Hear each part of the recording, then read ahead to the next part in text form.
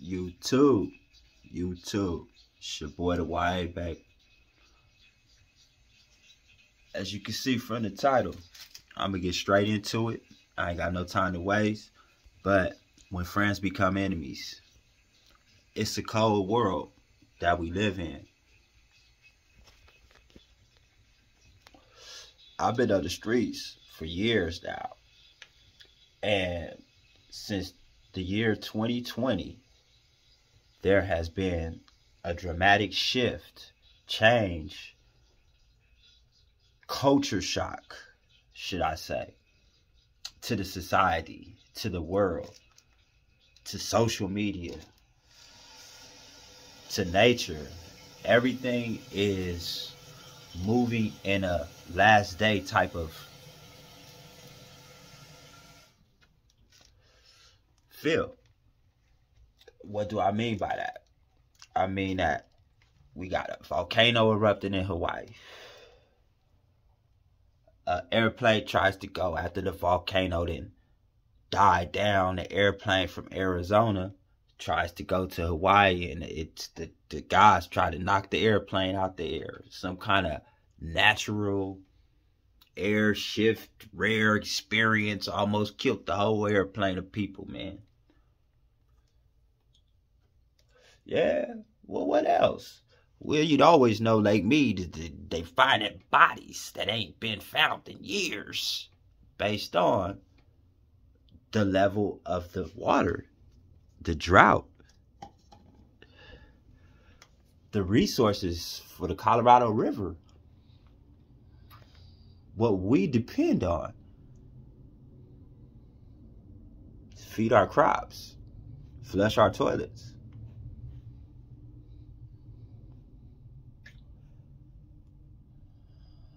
Dehydrate ourselves.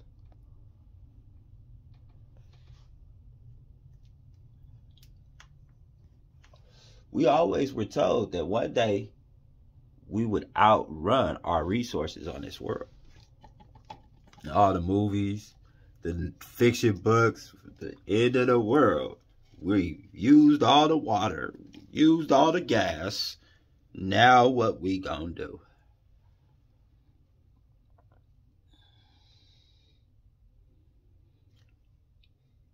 That's a lot of pressure.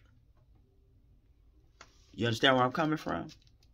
That's a lot for us as individuals that already have been burdened by a lot of prejudice, racism, brutality, discrimination. Now you put in disease, death, pressure. And that pressure is what turning these friends into enemies. Because it's not really friends turning into enemies if you keep it in a real gangster perspective. It's friends breaking to the pressure and unable to cope with the situations that the world are bringing forth today. So they are bowing down, tapping out, marking out, bustering up, but disguising that with a fake, dirty political agenda to make themselves look greater and unfearful when they're trembling in their boots about situations that are not even relevant to the hood, not even relevant to a female, not even relevant to situations that have anything to do with the productivity of what we should be focusing on. And that's how to make more water. How to free real freedom riders. Welcome home, Big Mall. 99th Street. Watch these suckers out here, homie. Inglewood. See, I've done a lot of soul searching. I've made a lot of changes. And as 2023 comes,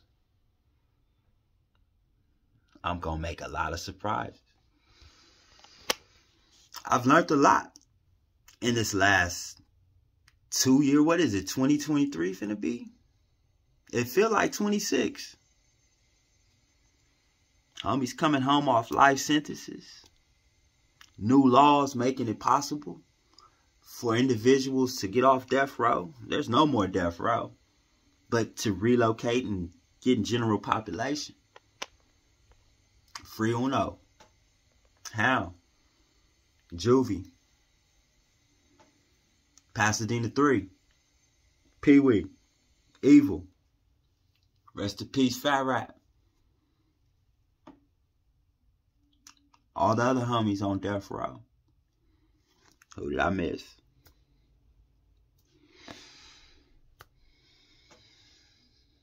Y'all know who y'all are.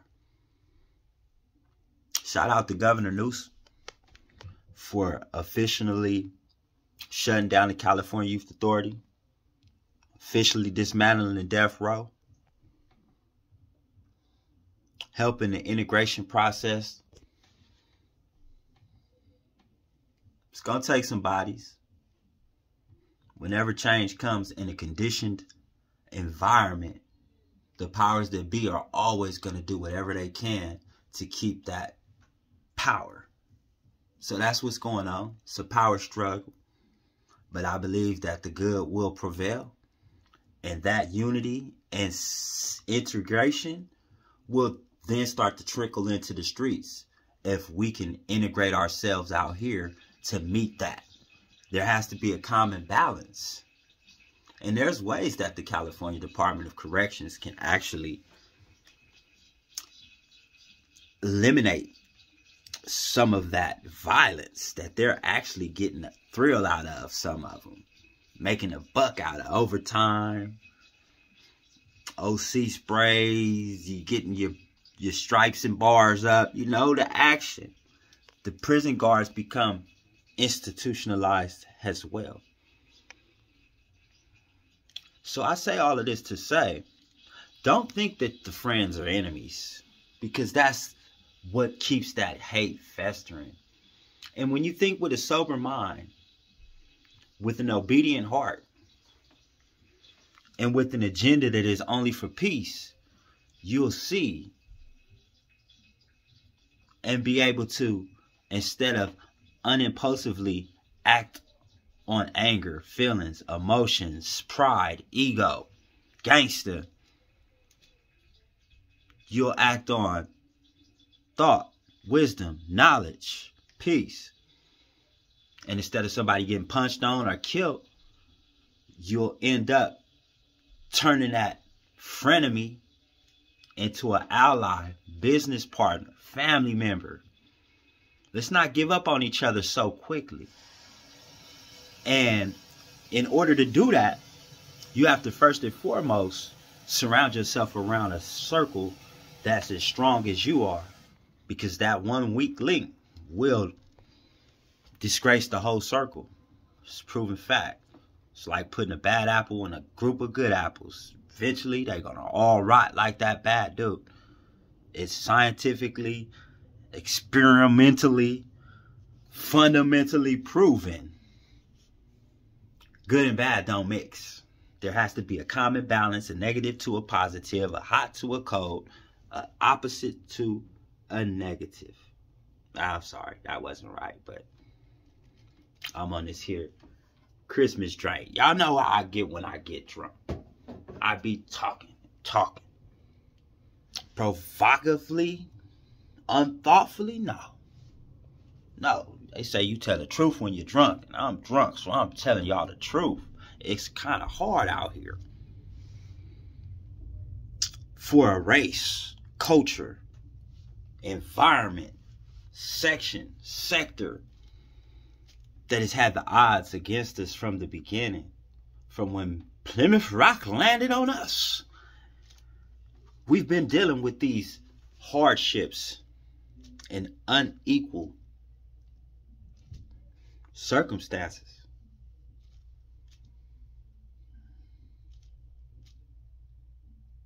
Everything must change. And what I mean by that is how the prisons are becoming realigned. Child molester next door to the Liame and the Crips and the Bloods. That's similar to what we must do out here. We must expose those that are unworthy, untrustworthy, unfaithful, and spineless, and accept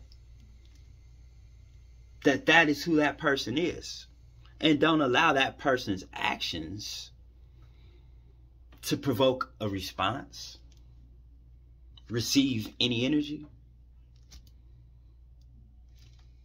be rewarded with attention, and ignore it like the boy that cries wolf, and see how quickly that character disappears.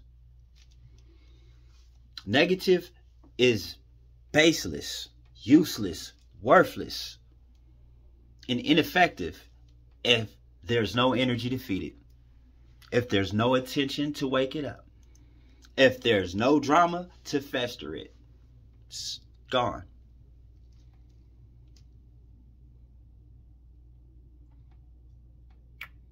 Silence is a virtue. And even though I say a lot and speak a lot on this here, what was this? We got some Irish whiskey eggnog with some Fireball Irish whiskey. And I must say, it got me feeling like I'm that man Mel Gibson on the horse, and I'm calling myself Braveheart, and I'm going against all the enemies that dare cross those lines of battle. But no, truthfully and honestly, I listened to Big Tune, Big Partner, Foundation Nation, and he talked to the twins. And that brought so many feelings, thoughts, memories. Because there are some very influential twins in my life through Inglewood. Very known. Not just Inglewood. But like I say, I've grown up all around the world in this gang community. So, you know, when you think of twins, you always think of Ahmad and Amir, Money Side Hustlers, now Pee Wee from 40s, and the homie Big Casper from Money Side. You got Keith and Kevin, Baby B-Rat, Kibo, Neighborhood Paru, 700 Block, Eucalyptus Block. Crozier classmates of mine. YA babies with Baby B-Rat before he went to CDC on his little trip to YA for his 90 days, and his mama do little stories. Shout out to the homie. Think of Jet and Rio, Trouble. I think of my YA babies. Rest in peace to my YA baby Spider and his twin brother Joker. It was both from YA together. What other famous twins do I see out there? I think of the big homie, the little homie Jumbo, his uncles out the Pueblos, the People Brothers, the twins out the Lows.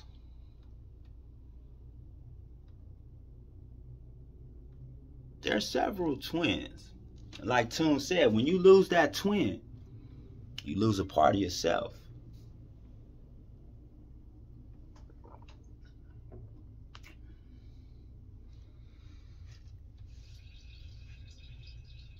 It's time for us to all wake up. We can all do better, myself included. I find faults, weaknesses, and things that need to be tweaked, changed, and rotated in my life daily. I become angered by the minute, by weakness, weirdness, busterness, punkness, and it's all over the internet, all over the streets. This generation of people, not just gangsters, society, politics, religion, it's all need to change. Now, examples always help illustrate the possibility of what most people feel or imagine to be impossible, like gangbanging to stop, like racism to stop, like you can't come in the store without a mask. Let's put that into a perspective without saying anything that'll make YouTube piss me off for trying to infringe. TikTok, modify, take away, detract my speech. I don't want to go there with y'all. So let's just say the before the mask era. Let's go to 1989 and up. Shout out to the homie Pine. If you ain't liked and subscribe, 89 and up. You want some real shit, not some G shit, you go over there for some G shit. But in 1989, let's say if somebody came to you and said, hey, babe, few years from now, homie, they gonna make a law that's gonna say, in order for you to come out your house, you gotta wear a mask. Put that in proper perspective. Play that in your mind. Be open-minded to be able to say, how did I think back then? 89, I thought there'll never be a black president. Never thought an actor as the California governor again since Mr. Reagan. Never thought Tukey Williams would be executed. In 1989, our perspective was there never be electric cars. We'll always need gas, low riders. These mechanic skills would always be needed. Sorry to disappoint y'all. But from 2020 to right now, I've seen things happen I never thought I would see happen. Am I overthinking that, or am I being delusional, or am I trying to reach for a justification to somehow say, hey, change is possible? Or am I not mistaken, but we was on a lockdown, which is martial law. It was implemented without being implemented. We were given a shot at some reparational type of, what do I say? Study pool. Let's put a reparational type of incentive in the streets. Free money, because that's what reparations rings to me. And that's why so many people are against it. Like myself. How you gonna give us some money for something that we don't even respect? Can't do that. You can't do that. I'm not worried about the effect on the economy or taxpayers paying for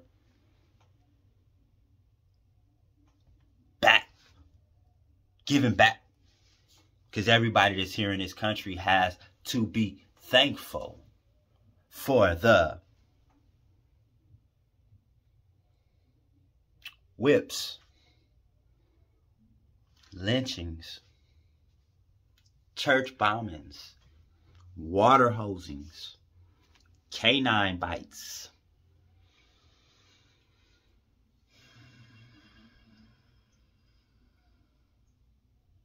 Ku Klux Klan, Jim Crow, Willie Lynch,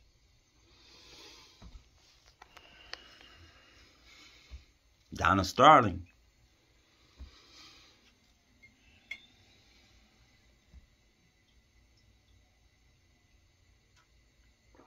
Jeffrey Dahmer. We've been hunted, brainwashed, manipulated, raped, chained, beat.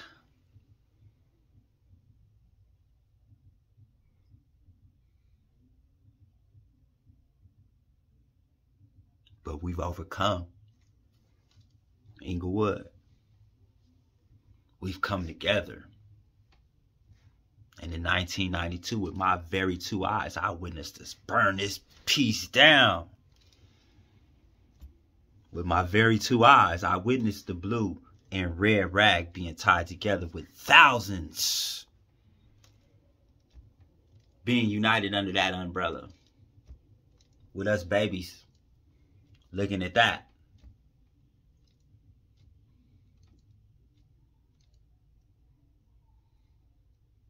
And I'm going to end this one here. And since I'm so on one, I'm going to do the finale to Tag Bangers and how we almost disrupted the Crips, Bloods, Southsiders. Gangs as you know it. That's coming up right now. I just need to roll up another thingamajigama. And I want to ask you right now, please, if you appreciate what I'm kicking, understand what I'm saying, subscribe. If you don't understand what I'm saying and need some clarification on anything, please hit that comment. And I promise you, one day, one way or another, I will get back to you. And soon, YouTube will be my sole focus. Right now, I got 12 other focuses. Trying to get a degree, court, warrant, drama.